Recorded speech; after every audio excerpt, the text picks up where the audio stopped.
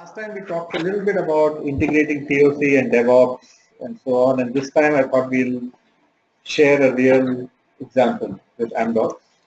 So hopefully we'll get Yoav and he'll be able to share some of his experience with us of actually implementing these ideas in the IT testing world. How many people in the room have exposure to what theory of constraints is, and how many people are brand new to what this is all about? Brand new. Brand new. The software, and how about theory of constraints? You have some background. Theory you know. Okay. Last time you were there? You see? First time for me. First time as well? So no expert. Okay. So I'll take some time. I'll do a very simple introduction of what theory of constraints is and what the ideas are, and a little bit of the history of it, and then we can kind of start getting into what this application to IT looks like. So the person who discovered, invented, kind of really formulated this theory of constraints is Dr. Eliyahu Golder. He was an Israeli physicist, and the story goes that he developed scheduling software, and he implemented the scheduling software on his friend's chicken coop making operation. And that was the start of the theory of constraints, right? And very soon he found that it would be very effective on that tiny operation. And he was able to kind of help his friend grow his business and so on. And then he built a software company out of it. And then he ran into a brick wall. Because what he found was that it wasn't a scheduling problem that he was trying to solve. He was trying to change the way businesses looked at what business was like. Like how they looked at, instead of looking at their business as a holistic, integrated whole with like something which they were trying to improve the flow, they were trying to do a lot of local optimization. And so the local optimization kept getting in the way of him even implementing his scheduling algorithm. And that's kind of how this whole thinking started around what is the theory of constraints. It's come a long way since then. This is in his own handwriting. He described theory of constraints as two pieces: inherent simplicity and people are good. And I'll tell you what, it's kind of esoteric when you look at it, it doesn't explain anything. But there are some interesting ideas behind both of these thoughts, which are really at the end, when you look at it, he made them operational and how to really make them work in a real organizational setting. So the idea of inherent simplicity is that when you look at an organization, typically people see a lot of complexity. There are many, many different processes, there are many different departments, there are many measurements, people are doing all sorts of, there's variation, things keep changing all the time, and not everybody is reliable. So in this complexity, it seems that making improvement is a hard thing. And what he's trying to say with inherent simplicity is that when you really focus on a complex system like this, if you think about it in the right way, you can find a lot of simplicity. You can find leverage. You can find things that you can change, that when you change them, you can have a big impact, not just an incremental 2, 3%, 5% impact. You can have like a significant impact on the performance. That's the idea of inherent simplicity. And hopefully through some of the examples and stuff, we'll begin to see how this works. The second part is kind of a little bit more challenging to understand when he says people are good. So one way of thinking about it is that one of the big stumbling blocks in making process improvement is to attribute blame to people, right? So if something is not working, it's someone's fault. They are not doing a good job. And that's a dead end, because once you assume it's because someone is not doing a good job, you really can't improve the process anymore. Right? You're stuck.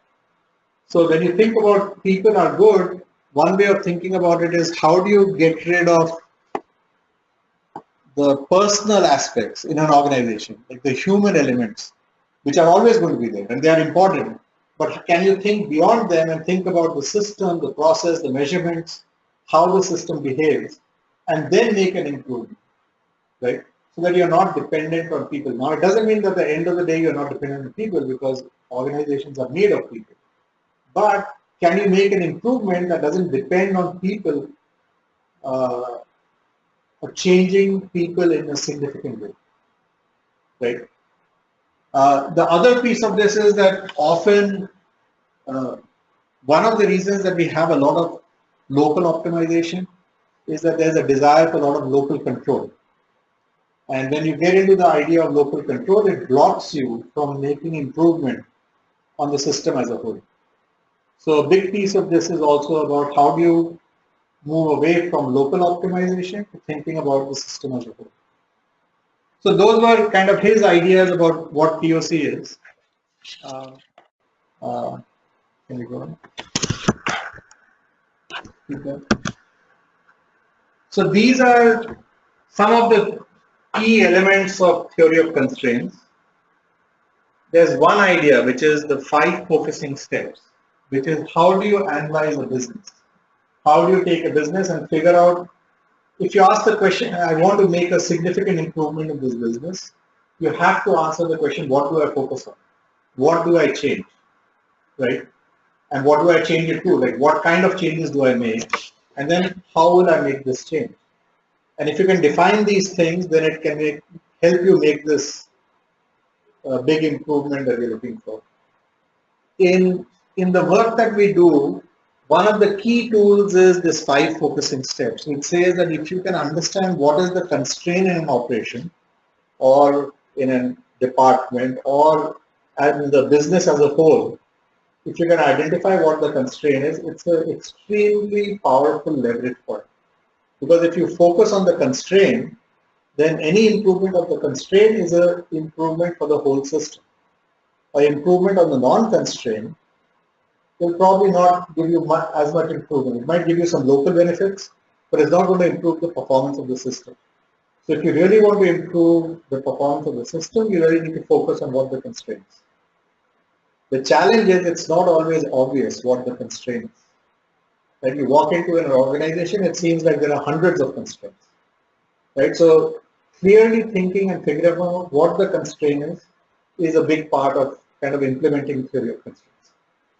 The second step is, if you know what the constraint is, how do you exploit this constraint? Right? So what do you do? What changes do you make? How do you make sure that the constraint is working well, efficiently, and so on? Right?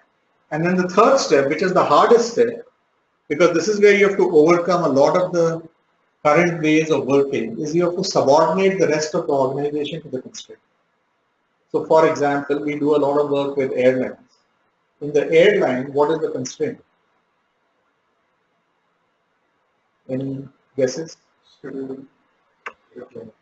Airplane, right? So how do you utilize the airplanes is really the constraint. If you can utilize the airplane, which is your most expensive asset, more and more and more, you generate more and more throughput, right? So if you focus on the constraint as the airplane, then everything else needs to be subordinated around that constraint. So you need to shrink the time it takes to turn around the airplane at the gate. You need to make sure that boarding is very fast. You need to make sure that maintenance times are low. You need to make sure that everything that has to be done, maybe you have extra staff on the ground, maybe you have extra staff in other areas, but the focus is how do you make sure that the plane is always flying, right? And once you do that, then you set up a whole organization, a whole way of working that's very different from what a classical airline would do, where they would try and optimize a lot of these things, right? So thinking about what the constraint is and how to exploit it and how to subordinate everything to it, it affects every part of the organization and how you run it, right? That's the core idea of theory of constraints. The second, I'll come here and then I'll come back to the middle. Another piece of theory of constraints is also very interesting. Is the idea that every organization at its core is solving a conflict, right? And if it doesn't solve this conflict effectively, it creates a lot of the symptoms that we see as problems. Now, again, this is not an obvious thing, and there's no reason why there should be just one conflict in an organization, but that's the experience. By working with many, many organizations, what we find is that when you really dig into the problems of the organization, there's one conflict at the core. And the effectiveness with which that organization is able to solve that conflict defines how effective or how much of a competitive edge it has in the marketplace. So a lot of the work that we do is to identify what this conflict is and then figuring out strategies on how to break this conflict. Right? So that's kind of the idea of theory of constraints. There's one conflict which is driving the whole organization. And being able to articulate that conflict has a lot of power because it creates a lot of focus. So the third piece of this is applying the principles of flow. And this is how you run the operations, right? So the first one is kind of obvious. Improving flow is the primary objective of operations, not saving costs, not optimization, not efficiency, improving flow, right?